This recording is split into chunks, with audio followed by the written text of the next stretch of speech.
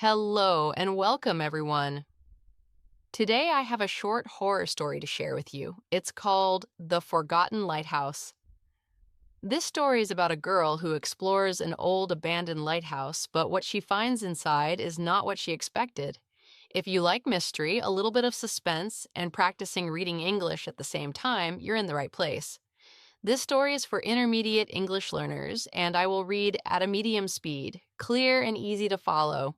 So get comfortable, maybe turn down the lights, and let's begin.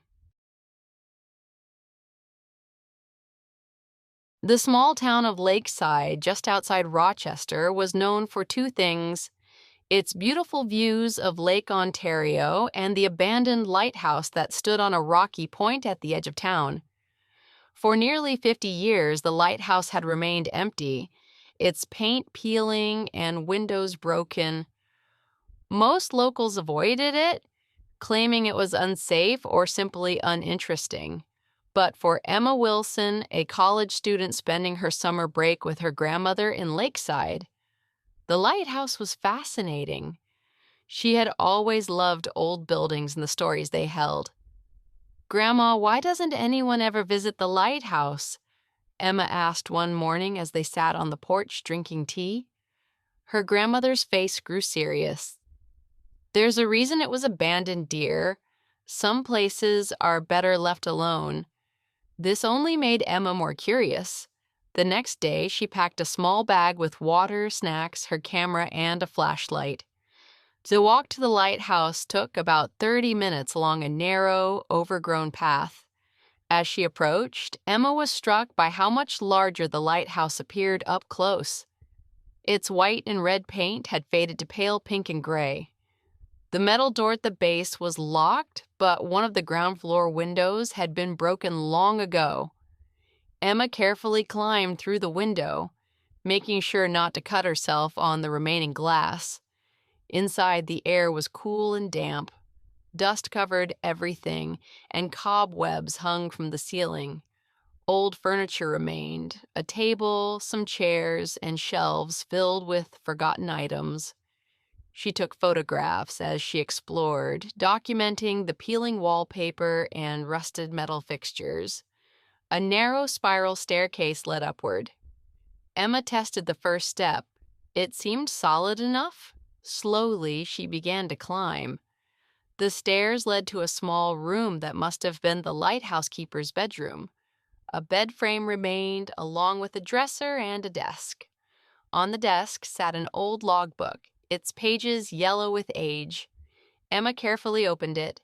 The entries dated back to 1972, written in neat handwriting. May 15th, 1972. Foggy night. Ran the light from dusk till dawn. Heard strange noises from the rocks below. Probably just the waves. May 20th, 1972. Clear weather. Ship passed at midnight. The noises continue. Something is down there. May 25th, 1972. Fog returned. I saw something in the water today. Not a fish, not a person, something else.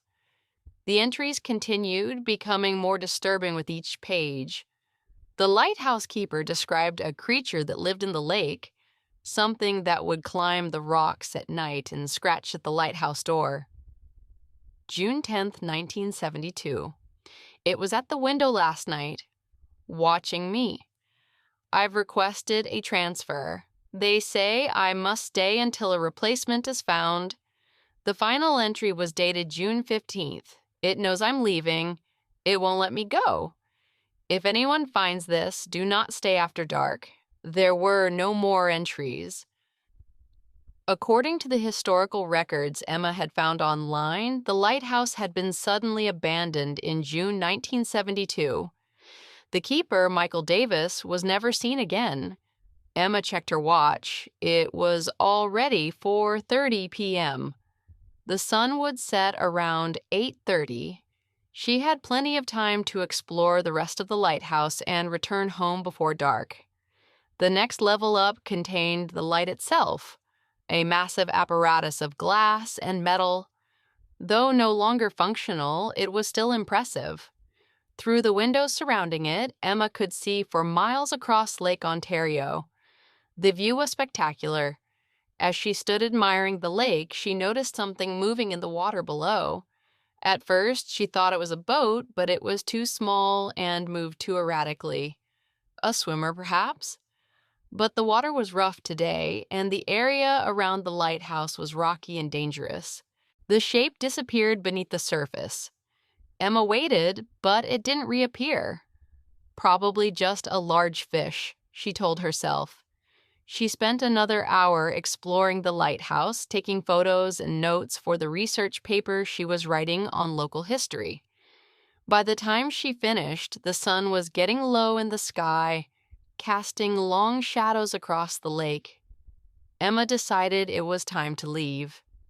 She descended the spiral staircase carefully, the old metal creaking beneath her feet. When she reached the ground floor, she paused. Something felt different. The air seemed colder and the silence deeper. Then she heard it, a soft scratching sound coming from outside, near the door. Emma froze, remembering the lighthouse keeper's log. The scratching continued, moving from the door to the broken window through which she had entered. Heart pounding, Emma backed away, looking for another exit. There was none. The scratching stopped. For a moment, there was complete silence.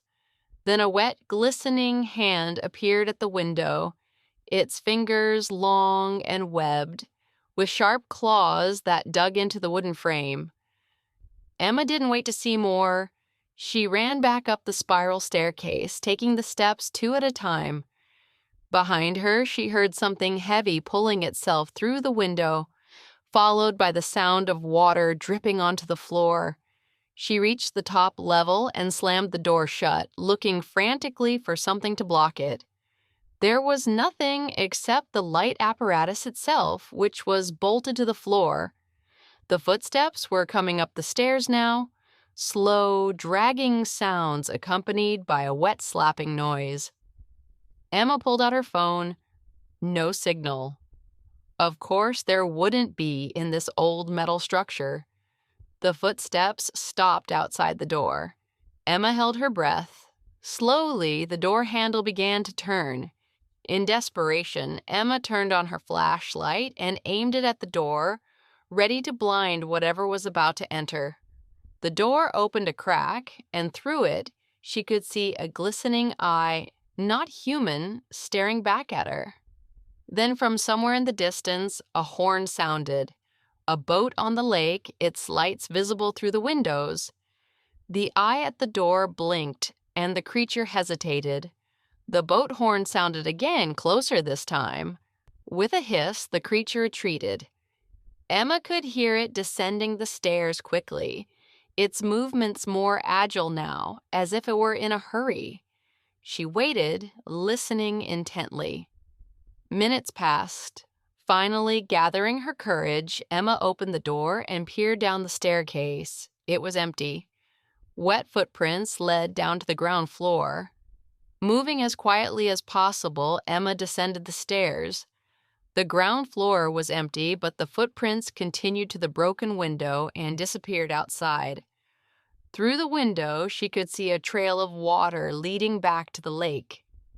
The boat was now passing directly in front of the lighthouse, its searchlight sweeping across the rocks.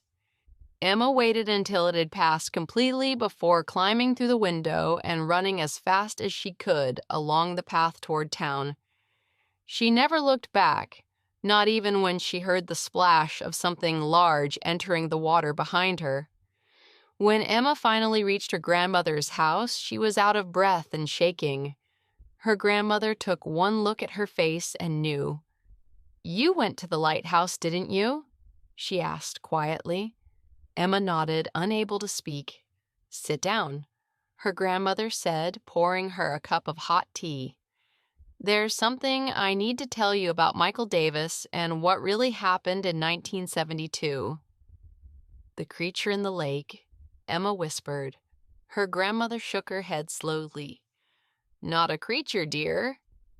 Michael Davis discovered something in Lake Ontario, something that had been sleeping there for centuries until the vibrations from the lighthouse woke it up. She paused, looking out the window toward the lake, now dark under the night sky. The lighthouse wasn't abandoned, she continued. It was sealed off, or at least it was supposed to be. Outside, the wind had picked up, carrying with it the distant sound of waves against the shore. And something else, something that might have been mistaken for the wind, but sounded almost like a voice calling out from the darkness. Emma's grandmother reached over and firmly locked the door. "Some things," she said quietly, "are better left forgotten." Thanks so much for watching. Remember, learning English is a journey. Every minute you spend practicing brings you closer to fluency. So be proud of the progress you're making. If you found this video helpful, don't forget to like, subscribe, and hit the bell button so you never miss a lesson. And if you have any questions or topics you'd like to learn next, leave a comment below. Stay motivated, keep practicing, and I'll see you in the next video.